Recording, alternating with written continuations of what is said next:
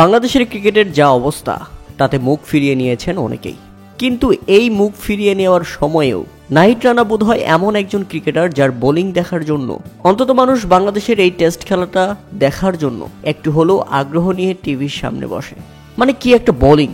এক ওভারে 3টা 150 কিলোমিটার গতিতে বল করে, শেষ বলে আবার 147-এ উইকেট নিয়েছিলেন গতকাল পেসার নাহিদ রানা, আর সেটাই ছিল বাংলাদেশের একমাত্র উইকেট।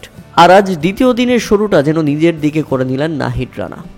শুরুতেই ফিরিয়েছেন ওয়েস্ট ইন্ডিজের অধিনায়ক ক্রেগ বেথওয়েটকে। নাহিদ রানার 142 কিমি গতির বলটি ক্রেগ বেথওয়েট বুঝতেই পারেনি, যে কারণে তিনি আন্দাজে ব্যাট চালিয়ে দিলে বলটি ক্যাচ ওঠে এবং নাহিদ রানার জন্য দ্বিতীয় উইকেট শিকার। হাসি মুখে অসাধারণ সেলিব্রেশন করেন নাহিদ রানা, আর মাথা নিচ করে পেভিলিয়নে ফিরলেন ওয়েস্ট ইন্ডিজ অধিনায়ক।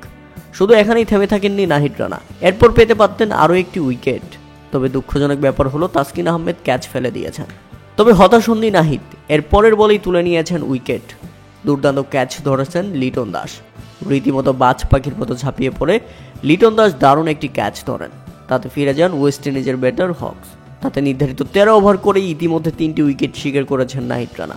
94 রানে 3 উইকেট হারিয়েছে ওয়েস্ট ইন্ডিজ, আর 3টি উইকেটই দখল করে নিয়েছেন নাহিদ রানা।